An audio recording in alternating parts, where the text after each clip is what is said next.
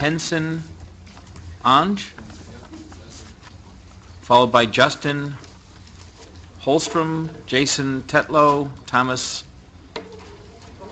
Philippides, number 659. Thank you. Please proceed. Yeah.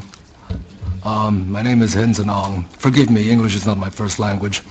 I am a legal immigrant, and I am an American by choice.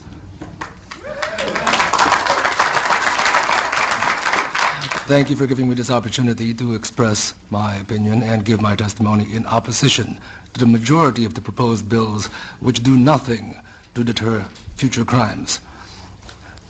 Gun control does not work. Your own history is replete with high school rifle teams, Boy Scout, marksmanship merit badges. You could buy rifles at the hardware stores.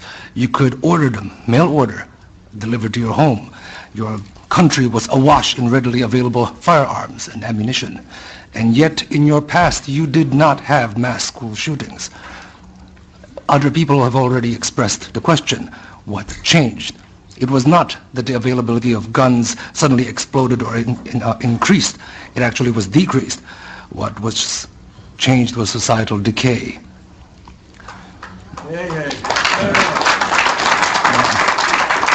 If gun control actually did work, Washington, D.C. and Chicago would be the safest cities in your nation, but it is not. They have the toughest gun laws and the highest crime and murder rates. Now, some people have asked and called the AR-15. They called the AR-15 a weapon of mass killing. Well, it turns out that there are a few government agencies which disagree with that characterization. The Department of Homeland Security has stated that a rifle chambered in .556 NATO with a 30-round magazine is suitable for personal defensive use. I have documentation on that. It is HSCEMS-1212-00011, solicitation for the Immigration and Customs Enforcement Agency. Now, who needs an AR-15 with 30-round mags? That question has also been brought up. And I would like to put forward that had the Koreans in the LA riots not had AR-15s and AK-47s with 30-round magazines and Ruger 30s, their businesses would have been burned to the ground like all of the other businesses in their neighborhoods. Theirs stood because they stood their ground. I would also put forward the conjecture that had the 10,000 students at Tiananmen Square not been unarmed, things may not have resulted in so many of them disappearing.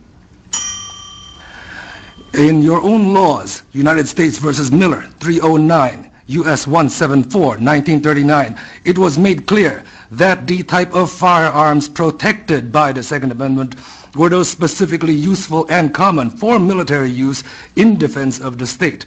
I would like to note that the state is not the government. The state is the people. In Lewis, excuse me, Mr. Ong, if you would. In Lewis versus United States, 1980, it is stated that the Second Amendment guarantees no right to keep and bear a firearm that does not have some reasonable relationship to the preservation and efficiency of a well-regulated militia. It has nothing to do with hunting. The militia, as per the debates in the convention, shows plainly enough that it is composed of all males physically capable of acting in concert for common defense. And further, that ordinarily, when called for service, these men were expected to appear bearing arms supplied by themselves and of a kind in common use at the time.